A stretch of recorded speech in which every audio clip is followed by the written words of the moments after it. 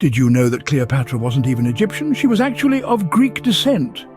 Yes, it's true, Cleopatra, renowned as the last pharaoh of ancient Egypt, was born of the Ptolemaic dynasty, a lineage that traced its origins back to Greece. This dynasty came into power after the death of none other than Alexander the Great. Born in the year 69 before Christ, Cleopatra was reared in the bustling city of Alexandria, the capital of Egypt at the time, and a melting pot of cultures, languages and ideas. Here she was steeped in the traditions of her Greek forebears, while also absorbing the rich tapestry of Egyptian culture that surrounded her. So the last pharaoh of Egypt, hailed as an Egyptian queen, was in fact Greek. How's that for a twist? What's that for? Cleopatra became queen at a tender age of 18, but not without some family drama. Just imagine, at an age when most of us are grappling with the trials and tribulations of adolescence, Cleopatra was grappling with the trials and tribulations of ruling an ancient kingdom. Now, that's what you call a real-life coming-of-age story. The royal crown didn't just land on her head. She had to share it with her younger brother, Ptolemy III, who was all of 10 years old. Quite the odd couple, wouldn't you say? But this was a standard practice in the Ptolemaic dynasty, a family that loved to keep things, well, within the family. However, the sibling rulers were anything but harmonious. The young Ptolemy, guided by his advisors, sought to control Egypt alone, leading to a power struggle that forced Cleopatra into temporary exile. But if you think our queen sat in the corner and wept, think again. Demonstrating remarkable political acumen for her age, Cleopatra didn't just lick her wounds, she strategized. She rallied an army. She knew the Game of Thrones like the back of her hand, and she played it well. In a daring move, she smuggled herself into the palace, rolled up in a carpet to meet Julius Caesar, the Roman general who had just arrived in Egypt. She knew that aligning with Rome's most powerful man was her ticket back to the throne, and she was right. With Caesar's support, she regained her position as Egypt's queen, outmaneuvering her young brother and his scheming advisors. Our teenage queen had done it. She had taken the lemons life had thrown at her and made a fine pitcher of lemonade. She had outwitted her adversaries, reclaimed her throne, and established herself as a force to reckon with in the ancient world. So Cleopatra, the teenage queen, managed to outwit her adversaries and reclaim her throne. Not too shabby, right? Cleopatra didn't just rule Egypt, she formed powerful alliances that shaped history. A master of political maneuvering, Cleopatra's web of alliances stretched far beyond the borders of her kingdom, but two relationships in particular stand out. Her bonds with Julius Caesar and Mark Antony. These weren't just political ties, they were personal entanglements that would alter the course of history. First there was Julius Caesar, the leader of Rome. Cleopatra met Caesar when she was but a young queen, seeking support to reclaim her throne. Their connection was immediate and profound. It wasn't long before Cleopatra gave birth to a son, Caesarion, whom she claimed was Caesar's child. This alliance with Caesar not only helped Cleopatra regain her throne, but also significantly boosted her influence in Rome. But this was just the beginning. After Caesar's assassination, Cleopatra set her eyes on Mark Antony, a man of immense power in Rome. Their relationship was passionate and intense. Together they formed a formidable alliance, ruling over an empire that stretched from Egypt to parts of the Middle East. Antony even recognized Caesarion as the legitimate son of Julius Caesar, further solidifying Cleopatra's influence over Rome. However, these alliances were not without their complications. They sparked a power struggle in Rome, leading to a series of conflicts known as the Roman Civil Wars. Cleopatra and Antony found themselves at odds with Octavian, Caesar's adopted son and heir, culminating in the infamous Battle of Actium. Yet, despite the tumultuous nature of these relationships, their impact was undeniable. Cleopatra's alliances with these powerful Roman leaders helped her maintain her rule and left an indelible mark on the annals of history. They were strategic, they were personal, and they were incredibly influential. Her alliances weren't just political, they were also deeply personal, creating a saga that still fascinates us today. They show us a queen who was much more than her title. Cleopatra was a skilled diplomat, a cunning strategist, and a woman who wasn't afraid to forge her path, no matter what stood in her way. Cleopatra was more than just a pretty face. She was a shrewd and capable ruler. Now let's dive into the reign of this fascinating woman, shall we? As the ruler of Egypt, Cleopatra was more than just a figurehead. She was a hands-on leader, deeply involved in the affairs of her kingdom. Despite being born into privilege, she didn't shy away from the nitty-gritty of governance. She worked tirelessly to strengthen Egypt's economy, implementing a series of reforms that boosted agriculture and trade. But Cleopatra's reign was not just about economics. She was also a great patron of arts and culture. During her reign, Alexandria became a vibrant hub of Hellenistic culture, attracting artists, philosophers, and scholars from all over the ancient world. Cleopatra was also incredibly intelligent. She was said to be the first member of her dynasty to actually speak the language of the people she ruled, Egyptian. In fact, she was a polyglot, adept at speaking various languages, including Greek, Latin, Aramaic, and Hebrew. This linguistic prowess served her well in her political dealings, allowing her to negotiate directly with foreign leaders without the need for interpreters. But perhaps Cleopatra's greatest strength was her political savvy. She knew how to play the game of power, expertly navigating the treacherous waters of politics in a world dominated by men. She formed strategic alliances with powerful Roman leaders, not just for her own protection, but also to bolster Egypt's standing. Yet despite her intelligence and political acumen, Cleopatra was not immune to the challenges of her time. She faced numerous rebellions, political intrigues, and even the threat of Roman invasion. But through it all, she remained steadfast, refusing to be cowed by adversity. In the end, Cleopatra's reign was marked by an indomitable spirit, a keen intellect, and an unyielding dedication to her people.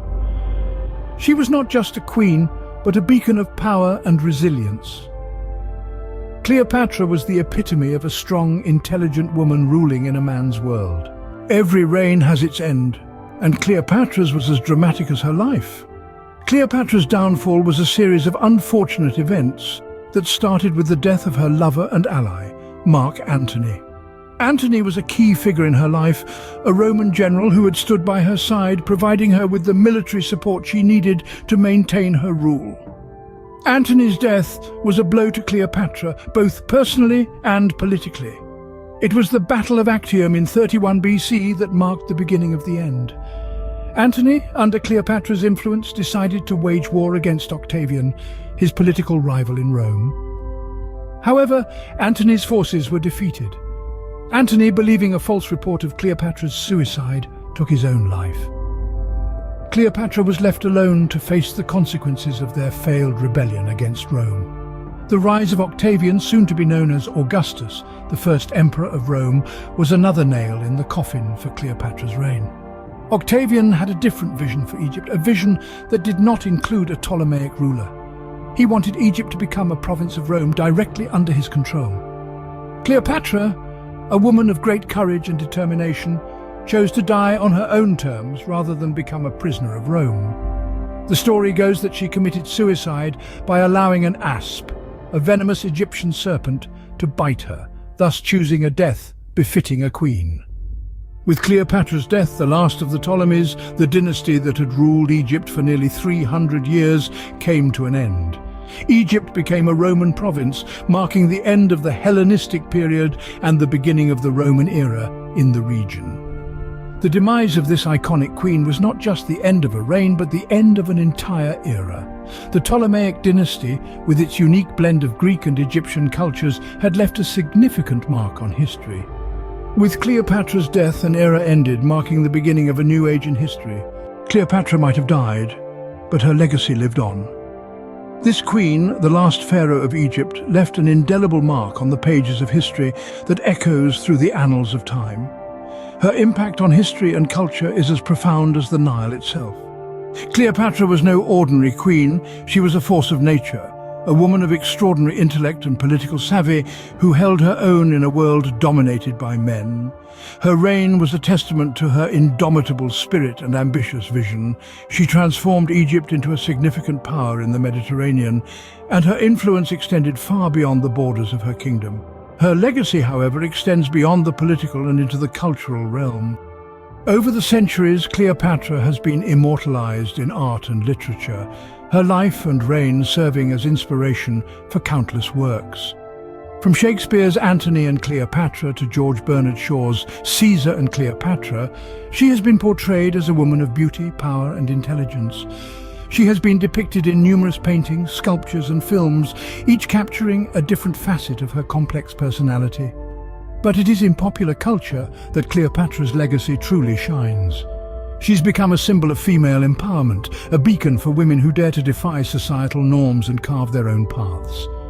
Her story is one of resilience and determination, of a woman who refused to be defined by the expectations of her time.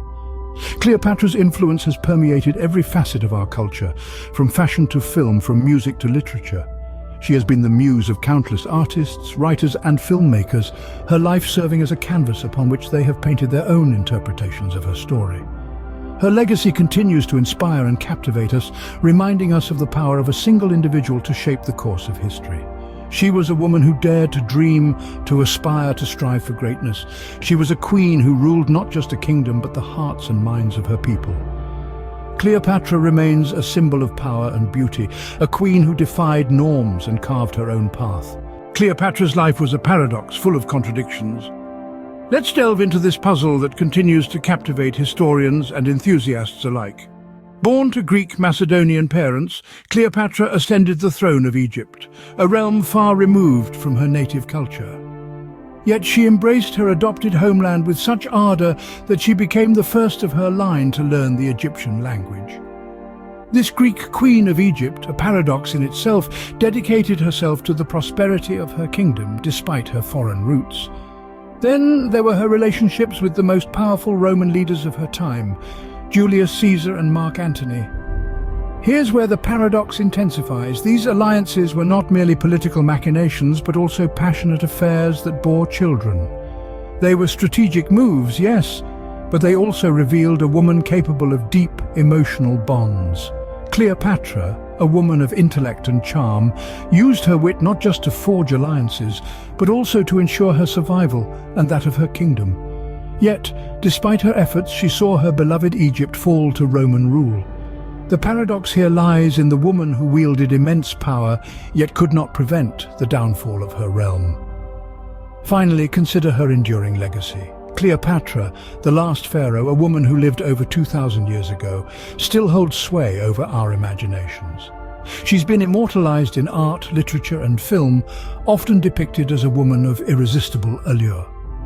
Yet this image is a paradox, as it overshadows her political acumen, her strategic brilliance and her linguistic prowess. Each of these paradoxes paints a picture of a woman who was far more complex and intriguing than the one-dimensional depictions often portrayed. A woman of power, passion and intellect. A woman who defied the norms of her time and carved her own path. Cleopatra, the Greek queen of Egypt, the lover of Roman leaders, the woman who still rules our imaginations. A paradox indeed, but isn't it this very paradox that makes her story so compelling? As we wrap up, let's imagine a world where Cleopatra had won. Now, this is a fascinating thought experiment, isn't it? Cleopatra, the last pharaoh of Egypt, was known for her political acumen, her strategic alliances, and her indomitable spirit. But her reign was ultimately cut short by the rise of Octavian, the future first emperor of Rome. What if, instead of succumbing to defeat, she had triumphed over her Roman adversary? Had Cleopatra defeated Octavian, her victory might have cemented Egypt's position as a leading global power. With her at the helm, Egypt could have continued to prosper, both culturally and economically. The fusion of Egyptian and Hellenistic cultures that she championed might have become even more pronounced, leading to a unique, vibrant civilization that could have influenced the world in ways we can only imagine. Moreover, considering Cleopatra's intimate relationships with Roman leaders, one could speculate that she might have established a lasting alliance with Rome, rather than becoming its conquered province. This could have drastically altered the political landscape of the Mediterranean and, by extension, the world. Instead of the Roman Empire's dominance, we might have seen a balanced power dynamic between Rome and Egypt. two of the ancient world's most influential civilizations. This could have led to an entirely different trajectory for Western civilization, with a greater influence from Egyptian culture, philosophy and science. In this alternate reality, Egypt, under Cleopatra's rule, might have become a beacon of female power.